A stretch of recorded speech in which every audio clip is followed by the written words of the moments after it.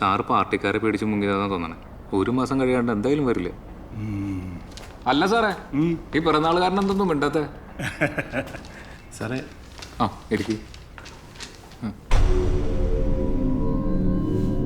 ശരി ശരിയാക്കാം.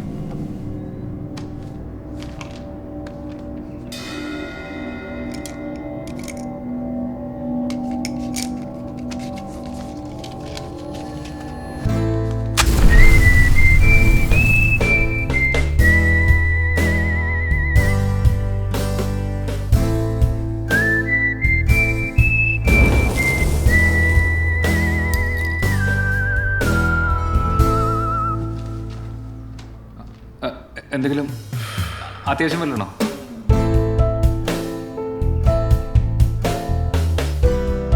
സാറ് ഇല്ല, ലീവില്ല.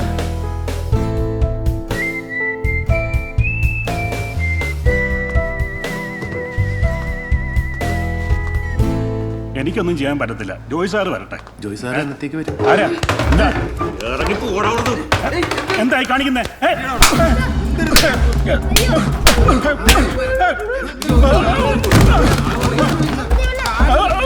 പാർട്ടിക്കിട്ട് ഉണ്ടാക്കുമ്പോ നീ ഓർക്കണമായിരുന്നു.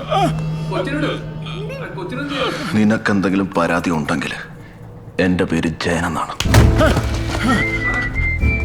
വെറും ജയനല്ല, ഗുണ്ട ജയൻ.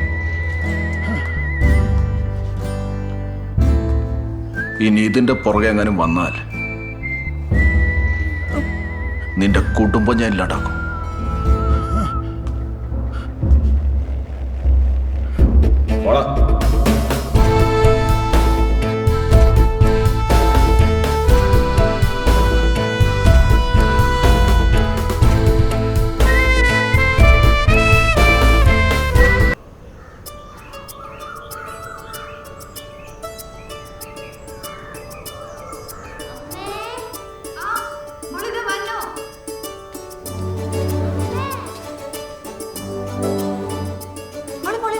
അച്ഛൻ ഇതുവരെ ബാത്റൂമിൽ പോയിട്ടില്ല. മോള് മറ്റേ ബാത്റൂമിൽ പോ. നമ്മുടെ പൊന്നും മോളല്ലേ, അമ്മ എത്ര കഷ്ടപ്പെട്ട് വൃത്തിയാക്കിയിട്ടതാ.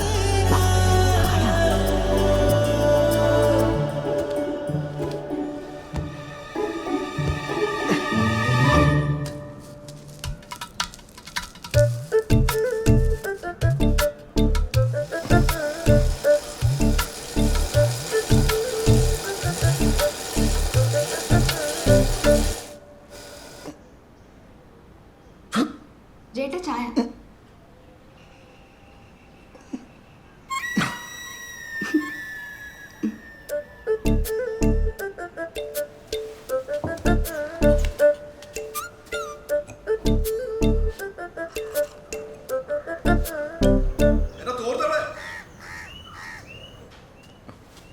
ഞാനിവിടെ വെച്ചിരുന്നല്ലോ.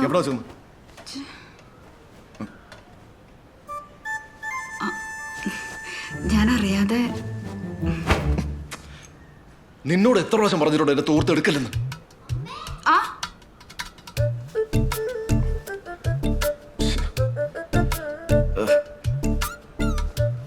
പറഞ്ഞാലും മനസ്സിലാവില്ല.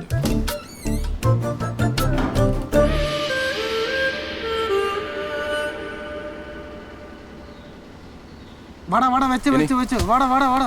എടാ കൊല്ലട കുല്ല അങ്ങോട്ട് കയറി കയറി. എന്നോട് നില്ല് നിൽക്കുന്നത് വന്ന് വന്ന് വന്ന് വെച്ച് ഇവിടെ വെച്ചോ. PUBG 1 kilo. അയ്യോ പഞ്ചസാര എടുത്തോ. സവാള 1 കിലോ കൂടി.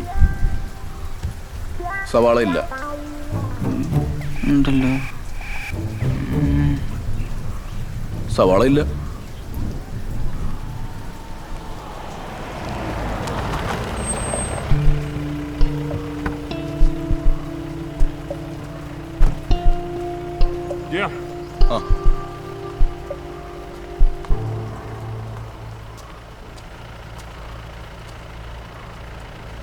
ഗുണ്ട ജയൻ അല്ലേ? അല്ല സാറേ, ജയൻ. അതെന്താടാ, ഗുണ്ടായിസമൊന്നും ഇല്ലേ? എങ്ങനെയുണ്ട് നിന്റെ കച്ചവടമൊക്കെ? കുഴപ്പമില്ല സാറേ. പഴയ പരിപാടി വല്ലതും പ്ലാൻ ചെയ്യുന്നുണ്ടോടാ? എന്താ സാറേ? അബു കഴിഞ്ഞ ദിവസം ഇവിടെ വന്നിട്ടുണ്ടായിരുന്നല്ലോ. അവൻ കുറച്ച് ഉടായ്പൊക്കെ തുടങ്ങിയിട്ടുണ്ട്. സാറേ, അതവൻ സിഗരറ്റ് മേടിക്കാൻ വേണ്ടി വന്നതാ. ഞാൻ ആ കൂട്ടുകെട്ടൊക്കെ പണ്ടേ വിട്ടു. വർഗീസ് സാറിന് അറിയാം. ഞാനിപ്പോൾ സ്റ്റേഷനിൽ കയറിയിട്ട് തന്നെ ഒരുപാട് നാളായി. ഒരു കാര്യം ചെയ്യ്, നാളെ നീ സ്റ്റേഷനിലേക്ക് ഒന്ന് വാ. സാറേ, നാളെ എന്നെ ഒന്ന് ഒഴിവാക്കി തരാം. എന്താ ഞാൻ നിന്റെ സൗകര്യം നോക്കണു? അല്ല സാറേ, എൻ്റെ പെങ്ങളുടെ കൊച്ചിൻ്റെ കല്യാണം ഉറപ്പാ നാളെ. പണ്ട് വെട്ടാനും കുത്താനും ഒക്കെ നടന്നപ്പോൾ ആലോചിക്കണമായിരുന്നു. വർഗീസേ, സാർ ജയ, നീ ഇതൊന്നും കാര്യമാക്കണ്ട, ഞാൻ ഡീൽ ചെയ്തോളാം. ചേട്ടാ ബാലൻസ് അപ്പോൾ നിനക്ക് സവാള വേണ്ടേ? വേണം, തരൂ. ഹായ് അഞ്ജന. ഹലോ, കേൾക്കുന്നുണ്ടോ? ചടങ്ങുകൾക്ക് അവിടെ വേണമെന്നുണ്ടായിരുന്നു, പക്ഷെ അറിയാലോ ദുബായിലെ ചില തിരക്കുകളെ. ലീവ് കിട്ടിയില്ല, അതുകൊണ്ടാ. വിഷമായോ? ഇല്ല. Okay okay. എന്താ അഞ്ജനൊന്നും മിണ്ടാതെ? അന്ന് പെണ്ണാണം വന്നൊന്നും മിണ്ടിയില്ല, ഇപ്പോഴൊന്നും മിണ്ടുന്നില്ല. നാണക്കാരിയാണല്ലേ? ശരി ശരി. അപ്പോൾ ചടങ്ങുകളൊക്കെ വന്നിട്ട് നടക്കട്ടെ, കല്യാണത്തിന് അടിച്ചു കൊടുക്കാം. ഓക്കെ ശരി, ബൈ. എന്തേലും പറ. എന്താ മിണ്ടാഞ്ഞേ?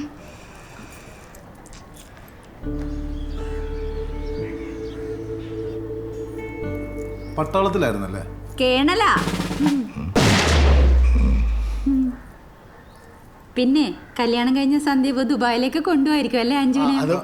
അതിപ്പോ എന്താ എങ്ങനെയൊന്നും സന്ദീപ് പറഞ്ഞിട്ടില്ല. ജയ, ഒരു മിനിറ്റ്.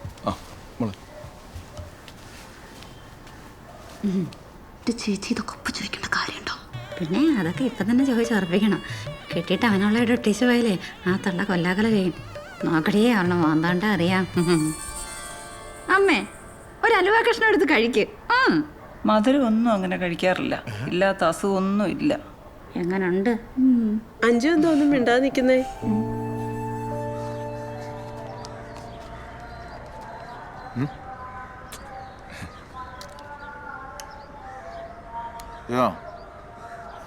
കാര്യങ്ങൾ ഇത്ര പെട്ടെന്നായിട്ട് നിനക്ക് കുഴപ്പമൊന്നുമില്ലല്ലോ? ഏയ്, സന്ദീപിന്റെ ലീവിന്റെ പ്രശ്നങ്ങളുള്ളതുകൊണ്ടാണേ. ഇല്ല ശരിയേട്ടാ, ഇതൊക്കെ നമുക്ക് അറിയാവുന്ന കാര്യങ്ങളല്ലേ. പിന്നെ ജയ, നിനക്കൊന്നും തോന്നരുത്. കല്യാണത്തിന് എനിക്ക് നിൽക്കാൻ പറ്റില്ല. അതെന്ത് പരിപാടി ശരിയേട്ടാ? എൻ്റെ ഡൽഹിയിലുള്ള മോളുടെ ഡെലിവറി ഡേറ്റ് എടുത്തിരിക്കുക. എനിക്കും ലീലൊക്കെ അവിടെ പോയി നിൽക്കണം. ജയ, ഞാൻ അങ്ങോട്ട് വരാം. അതെ, ശ്രീധരത്തിന്റെ കാര്യമൊക്കെ എൻ്റെ അളിയ, അത് ഞാൻ സംസാരിച്ചോളാം. അതെ, ചെക്കൻ ഗൾഫിലാണെന്ന് പറഞ്ഞില്ലേ, ദുബായ്. അതിന് അപ്പോ നമുക്ക് അതുപോലെ കിട്ടണം. അല്ല, ആരൊന്നും മിണ്ടിക്കണ്ടില്ല, അതുകൊണ്ടാ. അതെ, നല്ല വിദ്യാഭ്യാസം വേണം. വിദ്യാഭ്യാസം ഇല്ലെങ്കിൽ എന്താ പ്രൗഢിയില്ലേ? എന്തേ? നല്ല പഠിപ്പുള്ള പെങ്കോച്ച. ഞാൻ സന്ദീപിനോട് കാര്യങ്ങളൊക്കെ പറഞ്ഞിട്ടുണ്ട്. എങ്ങനെയെങ്കിലും നടത്താൻ നോക്കാം.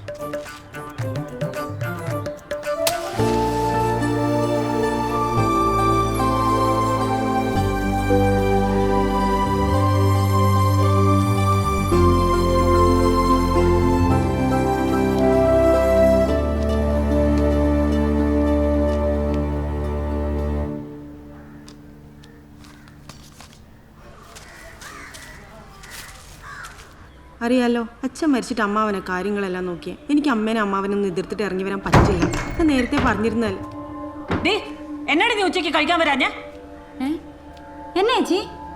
നീയും കണ്ടതല്ലേടി, അവര് വന്നു പോയിട്ട് ഇവൾ ആരോട് ഒരു അക്ഷരം മിണ്ടാതെ ഇരിപ്പ. എനിക്ക് കല്യാണം വേണ്ട, എനിക്ക് ഇഷ്ടമുള്ള ആളുടെ കൂടെയല്ല ഞാൻ ജീവിക്കണ്ടേ. എന്റെ അഞ്ജു, എന്താ നീ പറയണേ? എനിക്ക് പഠിക്കണം. പഠിക്കണമെന്നോ? നീ പഠിച്ചത്രയൊക്കെ മതി. എടി, കുറച്ച് ദിവസമായി ഇവളീ മോന്തയും വീർപ്പിച്ചിട്ട് ഇരിപ്പ് തുടങ്ങിയിട്ടുള്ളത്. നിന്റെ ഈ കുനുകുനാന്ന് ഫോൺ വിളി ഞാൻ ശ്രദ്ധിക്കുന്നുണ്ട്. അങ്ങനെ വല്ലതും മനസ്സിലുണ്ടെങ്കിലുണ്ടല്ലോ, ആ വെള്ളം വാങ്ങി വെച്ചാ മതി. എനിക്ക് അയാളത്ര ഇഷ്ടമൊന്നും ആയില്ല. ഉവ്വ, പത്രികയും മുറിച്ച് കല്യാണം ഉറപ്പിച്ചപ്പോ അവളുടെ ഒരു വേഷം കെട്ട്. എടി, നിന്റെ അച്ഛൻ അത്ര ഇഷ്ടപ്പെട്ടിട്ടൊന്നുമല്ല ഞാനും കെട്ടിയത്. എന്നിട്ട് ഞങ്ങളൊക്കെ ജീവിച്ചില്ലേ? അയ്യോ, ഞാനും അങ്ങനെയല്ലയോ ചേച്ചി. ദാണ്ടേ എന്നെ കൈവെള്ളയിലിട്ട കേണൽ കൊണ്ട് നടക്കുന്നേ. അറിയാ പൊടി നിനക്ക്. ജയനിപ്പോ വരും, നീ പറഞ്ഞേക്ക്, അല്ലെങ്കിൽ ഞാൻ പറയാടി. ചേനോട് പറഞ്ഞാണല്ല ചേനായിരിക്കും.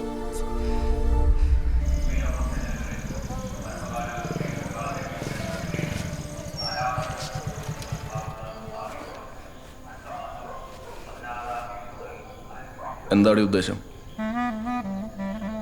അമ്മ എന്നോട് കുറച്ച് കാര്യങ്ങൾ പറഞ്ഞു, പക്ഷേ ഞാനത് അത്ര കാര്യമാക്കിയിട്ടില്ല. നിന്റെ മനസ്സിൽ അങ്ങനെ എന്തെങ്കിലും ഉണ്ടെങ്കിൽ നീ പറയാതെ തന്നെ ആളെ ഞാൻ കണ്ടുപിടിക്കും. പക്ഷേ ഇപ്പം അതിൻ്റെ ആവശ്യമുണ്ടെന്ന് എനിക്ക് തോന്നുന്നില്ല. അഥവാ അവനെ അന്വേഷിക്കേണ്ടി വന്നാൽ അവനെ പിന്നെ വേറെ ആരും അന്വേഷിക്കേണ്ടി വരില്ല. ചെറുക്കൻ്റെ വീട്ടുകാർക്ക് വാക്ക് കൊടുത്ത് തീയതി നിശ്ചയിച്ചു. നിന്നെ വളർത്തി ഇത്ര ആക്കാമെങ്കിൽ അന്തസ്സായിട്ട് കെട്ടിച്ചു വിടാനും എനിക്കറിയാം. ചേട്ടാ മതി, പോട്ടെ. എന്താടി അഞ്ചു?